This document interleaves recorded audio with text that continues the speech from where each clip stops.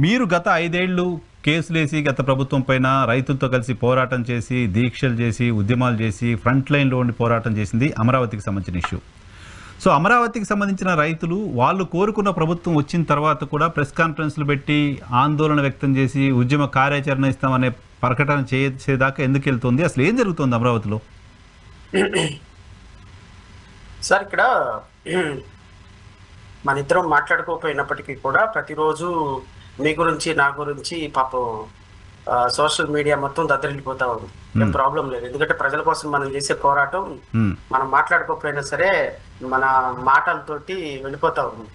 అంటే ప్రభుత్వ అవినీతిని ప్రశ్నించడంలో, ప్రభుత్వ దుర్మార్గాలను ప్రశ్నించడంలో ఇప్పటి వరకు మీరు నేను మాట్లాడితే అదేదో మా మీద బురద చల్లుతున్నారు, మా మీద మడ్స్లీడింగ్ జరుగుతుంది అనేటువంటి అభిప్రాయాలు వ్యక్తం చేశారు.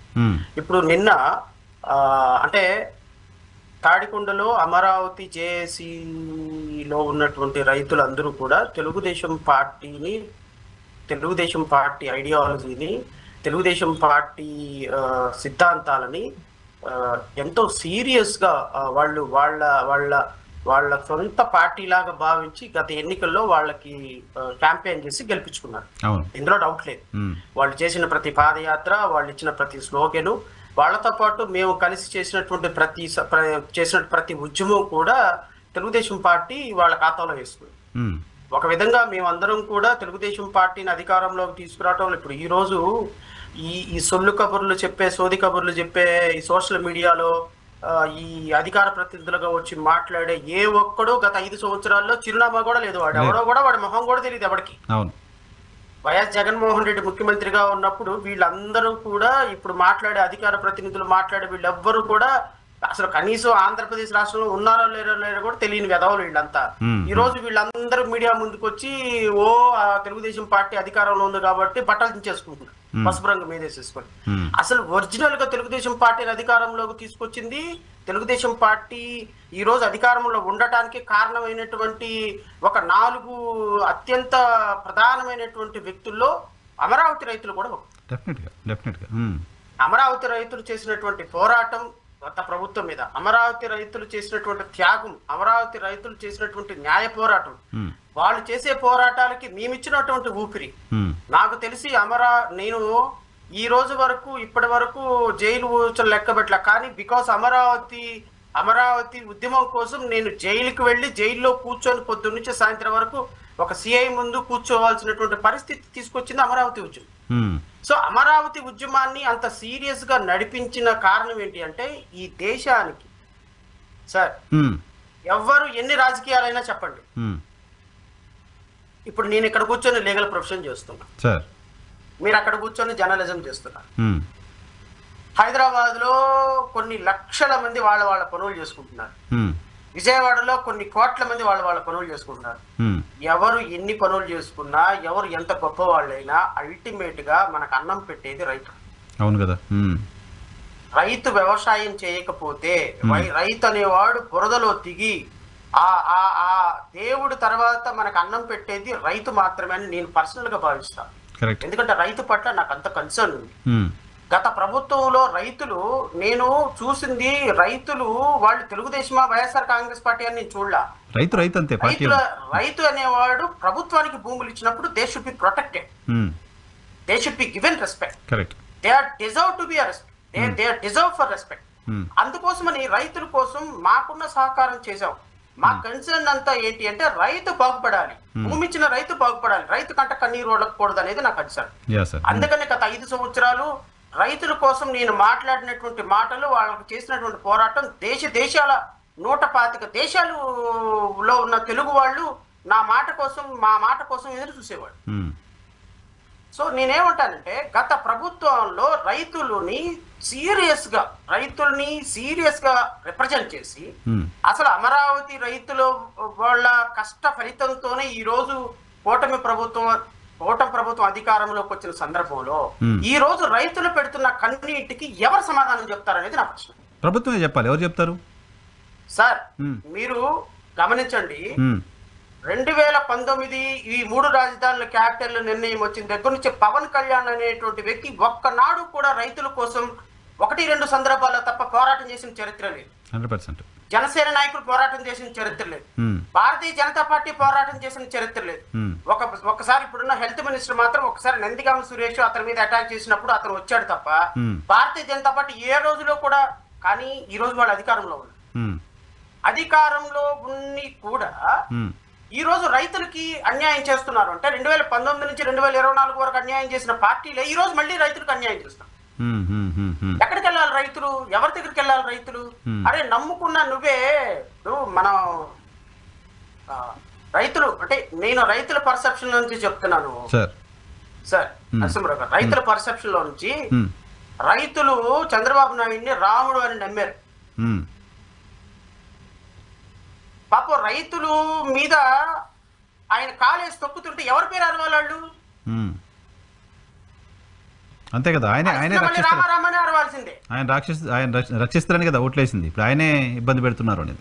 5 సంవత్సరాలు ఆయన 3 రాజధానులు తీసేసి ఇప్పుడు వాళ్ళు ఇప్పుడు చంద్రబాబు నాయుడు రైతుల మీద కాలేసి తొక్కుతుంటే ఎవరి పేరు అరవాలి వాళ్ళు? ఇటు పక్కన జగన్మోహన్ రెడ్డి 3 రాజధానులు అంటాడు, అమరావతికి యాక్సెప్ట్ చేయడు. నువ్వు అమరావతి యాక్సెప్ట్ చేసావు, అధికారంలోకి వచ్చి అసలు రైతులు నిన్న ఒక రైతు మాట్లాడారు సిఆర్డిఏలో రైట్ ఫ్రమ్ ఎంట్రన్స్ బంట్రోత్ దగ్గర నుంచి సిఆర్డిఏ కమిషనర్ వరకు ఇంచుకి సెంటుకి గజానికి లంచం అంటే ఇంకోటి ఇది మీ ఫ్రెండ్ మా ఫ్రెండ్ కామన్ ఫ్రెండ్ ఉన్న వెంకటకృష్ణ డిబేట్ లో ఇది ఒక 40 మినిట్స్ దీని మీదే జరిగింది డిస్కషన్ రాత్రి. ఒక జేఏసీ చైర్మన్ రైతు నిన్న ఓపెన్ గా చేశారు సిఆర్డిఏ లంచాల మయం వెంకటకృష్ణ గారు. సిఆర్డిఏలో అడుగున గజానికి లంచం ఇచ్చినోడికి ఫ్లాట్ ఒకవైపు వస్తుంది, లంచం ఇవ్వనోడికి ఫ్లాట్ ఇక్కడ వైపు వస్తుంది, లంచం ఇవ్వకపోతే అసలు ఫ్లాట్ ఏ ఉండదు. ఈ విధంగా గజానికి లంచాలతోటి మంచాలు ఎక్కుతున్నటువంటి సిఆర్డిఏ అధికారులు మేము ఏమనాలి, ఏం మాట్లాడాలి, మా పరిస్థితి ఏంటి అని చెప్పేసి ఆయన ఆక్రోశం వెళ్ళబిక్కుతుంటే ఏం మాట్లాడాలో అర్థం కాలేదు మన ఫ్రెండ్ కి. ఈ డిబేట్ నేను ఎక్స్టెండ్ చేస్తాను, రాష్ట్ర ప్రభుత్వం ఈ విధంగా అవినీతి చేస్తుందా, అన్యాయాలు చేస్తుందా అని చెప్పేసి మాట్లాడు. ఎందుకు నేను ఈ మాట చెప్పాల్సి వచ్చింది అంటే మీ డిబేట్ లో ఇంకొక ప్రస్తావన ఎందుకు వచ్చిందంటే తెలుగుదేశం అధికారిక మీడియాగా చలామణి అవుతున్నటువంటి మీడియాలోనే ఈ రోజు లంచాల అవతారం అనేది ఒక ప్రధానమైన డిస్కషన్ గా వస్తుంది అంటే ఇంకా మీరు నేను చేసే ఎలిగేషన్స్ కి బేస్ లేకుండా ఎందుకు ఉంటది? కొంచెం మీరు కెమెరా ముందు రారా, ఆడియో కొంచెం మీరు నేను చేసేటువంటి దానికి బేస్ లేకుండా ఎందుకు ఉంటుంది? కాదు సార్, ప్రభుత్వం అత్యంత ప్రతిష్టాత్మకంగా తీసుకుంది అమరావతి, సిఆర్డిఏ. అక్కడ ఈ స్థాయిలో అవినీతి బంట్రోత్ దగ్గర నుంచి పెద్ద అధికారుల వరకు లంచం తీసుకుంటే ప్రభుత్వానికి తెలియట్లేదా? ప్రభుత్వం ఏం చేస్తున్నట్టు? ప్రభుత్వానికి తెలిసింది కాబట్టి ఒకళ్ళు సార్ ఇదంతా ఎలా ఉంటదంటే వీళ్ళందరూ కూడా మనం తెలుగులో ఒక సామెత ఉంది, ఓపెన్ సీక్రెట్ అని. They know pretty well because నారాయణకి దీంట్లో భాగస్వామ్యం ఉండదు అనుకుంటారా? సిఆర్డిఏ కమిషనర్ దగ్గర నుంచి తీసుకునే దానికి నారాయణకి భాగస్వామ్యం ఉండదు అనుకుంటారా? నారా లోకేష్కి భాగస్వామ్యం ఉండదు అనుకుంటారా? లేకపోతే పవన్ కళ్యాణ్కి భాగస్వామ్యం ఉండదు అనుకుంటారా? ప్రభుత్వంలో పెద్దలకి భాగస్వామ్యం ఉండదు అనుకుంటారా? భాగస్వామ్యం లేకుండా ఎలా ఒక ప్రభుత్వ అధికారి సిఆర్డిఏ కమిషనర్ సాయంత్రానికి లేకపోతే ఒక నెల రోజులకి ఒక 50 కోట్ల 40 కోట్ల లంచం తీసుకోగలుగుతారు? లంచం తీసుకుని ఉండగలడా అధికారులు రాజకీయ నాయకులకు డబ్బులు ఇవ్వకుండా? ఆ రైతుల దగ్గర లంచం తీసుకునే పరిస్థితి ఏంటి సార్? వాళ్ళు భూములు ఇచ్చారు, కొట్లాడారు, ఆవేదనతో ఉన్నారు. I request you please go through the yesterday's debate. 4 రైతులు, ఒక దళిత రైతు సుధాకర్ అండ్ అమరావతి కోసం 5 సంవత్సరాలు అహర్నిశలు పోరాటాలు చేసినటువంటి prominent leaders they were in debate yesterday. Entire debate మొత్తం దాని కాన్సెప్ట్ మొత్తం అవినీతి, సిఆర్డిఏ అధికారుల అవినీతి, ప్రభుత్వం పట్టించుకోవట్లేదు, నారాయణ పట్టించుకోవట్లేదు, ముఖ్యమంత్రి పట్టించుకోవట్లేదు. మేము ఎక్కడికి వెళ్ళాలి? మళ్ళీ మేము పోరాటం స్టార్ట్ చేయాలి. ఇది అసలు కనీసం 3 నెలల నుంచి ఒక అపాయింట్మెంట్ దొరకని మంత్రి అపాయింట్మెంట్ దొరకని పరిస్థితి. 1 సంవత్సరం 7 నెలల నుంచి ముఖ్యమంత్రి అపాయింట్మెంట్ కోసం ప్రయత్నం చేస్తుంటే అమరావతి రైతులకు దొరకని పరిస్థితి. మీకు ఒక సింపుల్ ఎగ్జాంపుల్ చెప్తాను సార్, ప్రభుత్వం యొక్క నిర్లక్ష్యానికి కారణం. నరసింహరావు గారు 2014 సంవత్సరంలో మన ఆంధ్రప్రదేశ్ రాష్ట్రానికి సిఆర్డిఏ క్యాపిటల్ ఈ యాక్ట్ అమల్లోకి వచ్చింది. సిఆర్డి సో ఈ సిఆర్డిఏ క్యాపిటల్ రీజన్ ప్రకారం నోటిఫికేషన్ ఇచ్చి ఈ నోటిఫికేషన్ లో Amaravati Andhra Pradesh capital regional development authority act declaration of AP capital region అంటే ఏపీ క్యాపిటల్ రీజన్ ని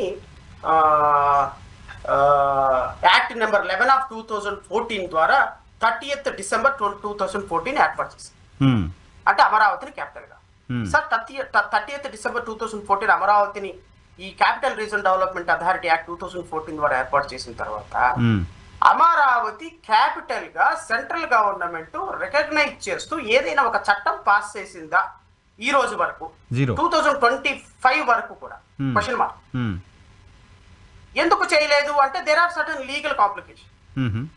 ఎందుకు అంటే 2014 నుంచి 2014లో ఆంధ్ర తెలంగాణ విడిపోయేటప్పుడు ఆంధ్రప్రదేశ్ కి హైదరాబాద్ కి కామన్ క్యాపిటల్ గా, తెలంగాణకి కామన్ క్యాపిటల్ గా హైదరాబాద్ పెట్టారు. అవును. ఈ కామన్ క్యాపిటల్ గా హైదరాబాద్ ని ఒక కేంద్ర ప్రభుత్వ చట్టం ద్వారా పెట్టారు. ఈ చట్టం ద్వారా 2014 నుంచి 2024 వరకు అంటే 10 సంవత్సరాల పాటు Hyderabad will be the common capital for the both Andhra Pradesh and Telangana. ఒకవేళ 10 సంవత్సరాల తరువాత Hyderabad will be a capital for the Telangana and succeeding state అంటే ఆంధ్రప్రదేశ్ వాళ్ళ క్యాపిటల్ వాళ్ళు ఎన్నుకోవచ్చు అనేది కేంద్ర ప్రభుత్వ పార్లమెంటు చట్టం. 2014లో హైదరాబాద్ విడిపోయి మనం వచ్చేసిన తర్వాత 2014లో క్యాపిటల్ రీజనల్ డెవలప్మెంట్ అథారిటీ అని ఆంధ్రప్రదేశ్ రాష్ట్రానికి ఒక రాజధాని ఏర్పాటు చేసుకున్న తర్వాత చంద్రబాబు నాయుడు చేసిన మొట్టమొదటి తప్పు ఏంటి అంటే అయా కేంద్ర ప్రభుత్వ చట్టం ప్రకారం 2 రాష్ట్రాలకి హైదరాబాద్ కామన్ క్యాపిటల్ గా పెట్టారు, బట్ మా బతుకు మేము ఏదో బతుకుతాము, మా క్యాపిటల్ మాకేదో ఇచ్చేసేయండి, అమరావతిని మేము క్యాపిటల్ గా చేసుకున్నాము కాబట్టి కేంద్ర ప్రభుత్వ చట్టాన్ని సవరణ చేసి మాకు హైదరాబాద్ మా క్యాపిటల్ గా అవుతూ అమరావతిని క్యాపిటల్ గా డిక్లేర్ చేసి ఒక నోటిఫికేషన్ ఇవ్వండి, కేంద్రంలో ఒక సవరణ చట్టం ప్రవేశపెట్టండి అని భారతీయ జనతా పార్టీ ద్వారా అడిగి అమరావతిని క్యాపిటల్ గా ఫిక్స్ చేసుకోవాల్సిన పరిస్థితి 2014లోనే ఉంది. సో అప్పుడే చేయలే. అప్పుడు చేస్తుంటే జగన్మోహన్ రెడ్డి ఇంకో ఆలోచన చేసే అవసరం కూడా ఉండేది కాదు, అవకాశం కూడా ఉండేది.